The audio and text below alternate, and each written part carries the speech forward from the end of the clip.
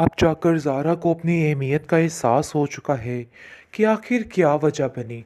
वो तो पहले समझती रही कि तैमूर ने उसके ऊपर बहुत बड़ा एहसान किया है उससे शादी करके, लेकिन वो ये बात नहीं जानती थी कि आखिर इन लोगों का असल मकसद है क्या। क्योंकि ज़ारा की सारी जायदाद को अपने नाम करवाने के लिए ये सब कुछ करना बहुत ज़रूरी था। पहले तो ज़ारा को इस चीज़ का बिल्कुल भी नहीं था, लेकिन अब जाकर पता चल चुका है कि ये तैमूर जो है बहुत ही लालची किस्म का इंसान है।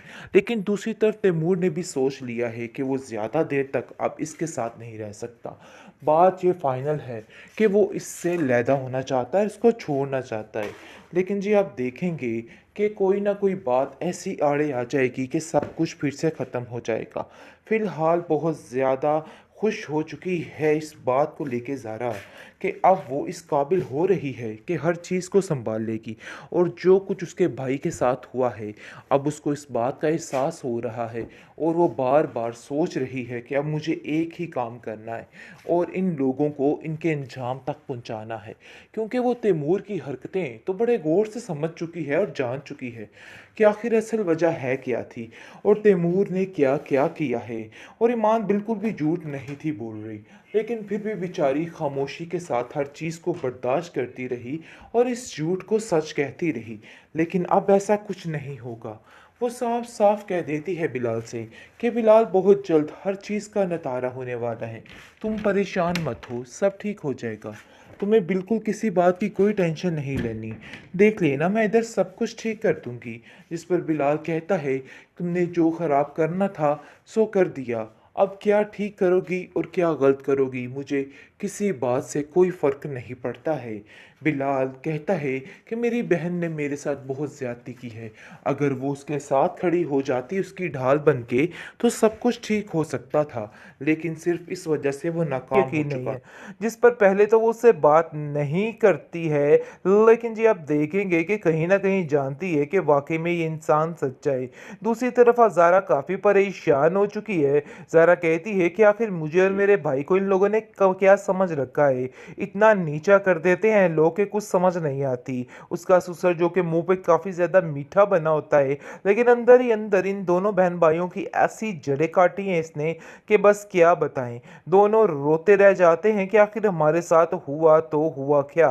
कोई सगा रिश्ता भी किसी के साथ ऐसा कर सकता है। ईमान बार-बार याद करती है कि किस तरीके से उसने पहला कदम उस घर में रखा था, क्योंकि वो याद कर कर के पछता रही है कि काश वो दिन ना आता, मैं उधर जाती ही ना। उन लोगों का ये रवैया देख के वो काफ़ी हैरान है, कितने प्यार से उन्होंने मुझे उधर रखा और फिर कैसा-कैसा रिश्ता बनाया और फिर किस तरीके से हर चीज़ को ठुकरा दिया। लेकिन जी आप देखेंगे कि तैमूर कहता है कि इस घर में फाइनली कोई भी उसका नाम नहीं लेगा। ये बात तो बिल्कुल तय है।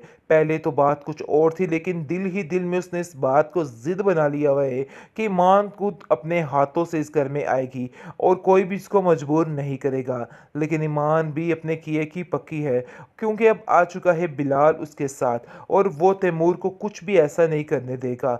ये तैमूर का दिमाग का फ़तूर है, इसके अलावा और कुछ भी नहीं है। क्योंकि वो भी जान चुका है कि नहीं, यहाँ पे कोई भी सगा नहीं सिवाय ईमान के, क्योंकि उसने लैला को भी आज़मा के देख लिया है। लैला उसकी सगी नहीं हुई, बल्कि सिर्फ़ और सिर्फ़ पैसे की सगी है और पैसे के पीछे-पीछे घूम रही है। इसके अलावा उस लड़की का और कोई भी मकसद नहीं। वो चाहती है कि बस हर चीज़ को लूट-लटा के अपने नाम कर लिया जाए। ड्रामा सीरियल नकाब ऐसे मोड़ पे आ चुका है कि कुछ समझ नहीं आ रही कि आखिर क्या होने वाला है, कौन किसकी साइड लेगा और कौन किसकी हिमायत करेगा। यानी कि ये तो बात तय है कि बिलाल जो है वो ईमान का साथ नहीं छोड़ेगा। जिस तरीके से ईमान ने साथ दिया था बिलाल का, बिलाल के दिमाग में बैठ चुका है और वो जानता है कि वो एक साफ दिल लड़की है। इसलिए वो कहता है कि आप लोगों ने उसके साथ अच्छा नहीं किया, क्योंकि सारी असलियत खुल के सामने आ जाती है और सब कुछ से उस पर इल्ज़ाम लगाया जाता है। तैमूर कहता है कि वो लड़की इस काबिल नहीं थी इस घर में रह पाती, इसलिए उस लड़की को यहाँ से निकाल दिया गया है और खबरदार आइंदा से कोई भी इस घर में उस लड़की का नाम ले।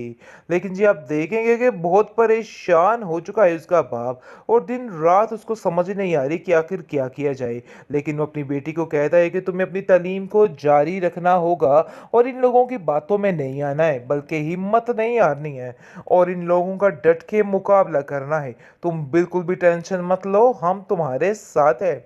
इस पर ईमान कहती है कि आपकी सपोर्ट ही तो है जिसकी वजह से मैं यहाँ तक पहुँची हूँ। लेकिन जी आप देखेंगे कि उसका बाप कहता है कि नहीं, ये तुम्हारी हिम्मत भी है जो तुम्हें आगे लेके जा रही है, लेकिन हिम्मत कभी भी मत हारने देना। जिस पर आप देखेंगे कि वो भी काफ़ी हैरान है। लेकिन दूसरी तरफ बिलाल को जैसे ही बेचारे को खबर मिलती है कि ईमान को इस तरह से जलील करके रुसवा करके यहाँ से बाहर भगाया गया है, तो ईमान को कॉल करता है और कहता है कि आखिर ये सब कुछ क्या हुआ। जिस पर ईमान उससे बात करने से इनकार कर देती है क्योंकि उसका दिल हर चीज़ से उचाट हो चुका है और उसे ऐसा लगता है कि यार कोई झूठा है और कोई भी सच्चा नहीं है इधर। इसलिए वो काफ़ी परेशान होता है और वो कहता है कि मेरी बात तो सुनो, लेकिन कोई भी उसकी बात सुनने को तैयार ही नहीं होता है। इसलिए वो फैसला करता है कि वो उसके घर जाएगा और उसके घर वालों को समझाएगा कि उसे तैमूर से दूर रखा जाए। लेकिन जी आप देखेंगे कि उसके घर जाता है और वो कहती है कि आप यहाँ पे क्या कर रहे हैं और आपकी हिम्मत कैसे हुई इधर आने की। आप सब मिले हुए हैं और एक जैसे हैं, मुझे किसी पे कोई यकीन नहीं है। जिस पर पहले तो वो उससे बात नहीं करती है, लेकिन जी आप देखेंगे कि कहीं ना कहीं जानती है कि वाकई में ये इंसान सच्चा है। दूसरी तरफ ज़ारा काफ़ी परेशान हो चुकी है। ज़ारा कहती है कि आखिर मुझे और मेरे भाई को इन लोगों ने क्या समझ रखा है, इतना नीचा कर देते हैं लोग के कुछ समझ नहीं आती। उसका ससुर जो कि मुंह पे काफी ज्यादा मीठा बना होता है, लेकिन अंदर ही अंदर इन दोनों बहन भाइयों की ऐसी जड़ें काटी हैं इसने कि बस क्या बताएं। दोनों रोते रह जाते हैं कि आखिर हमारे साथ हुआ तो हुआ क्या, कोई सगा रिश्ता भी किसी के साथ ऐसा कर सकता है। ईमान बार बार याद कर दी है कि किस तरीके से उसने पहला कदम उस घर में रखा था, क्योंकि वो याद कर करके पछता रही है कि काश वो दिन ना आता, मैं उधर जाती ही ना। उन लोगों का ये रवैया देख के वो काफ़ी हैरान है, कितने प्यार से उन्होंने मुझे उधर रखा और फिर कैसा कैसा रिश्ता बनाया और फिर किस तरीके से हर चीज़ को ठुकरा दिया। लेकिन जी आप देखेंगे कि तैमूर कहता है कि इस घर में फाइनली कोई भी उसका नाम नहीं लेगा। ये बात तो बिल्कुल तय है। पहले तो बात कुछ और थी, लेकिन दिल ही दिल में उसने इस बात को जिद बना लिया हुआ है कि ईमान खुद अपने हाथों से इस घर में आएगी और कोई भी इसको मजबूर नहीं करेगा। लेकिन ईमान भी अपने किए की पक्की है, क्योंकि अब आ चुका है बिलाल उसके साथ और वो तैमूर को कुछ भी ऐसा नहीं करने देगा।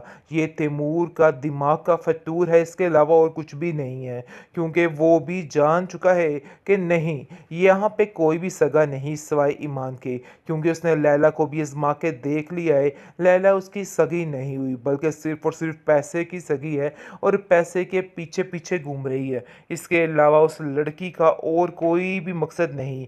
वो चाहती है कि बस हर चीज़ को लूट लटा के अपने नाम कर लिया जाए।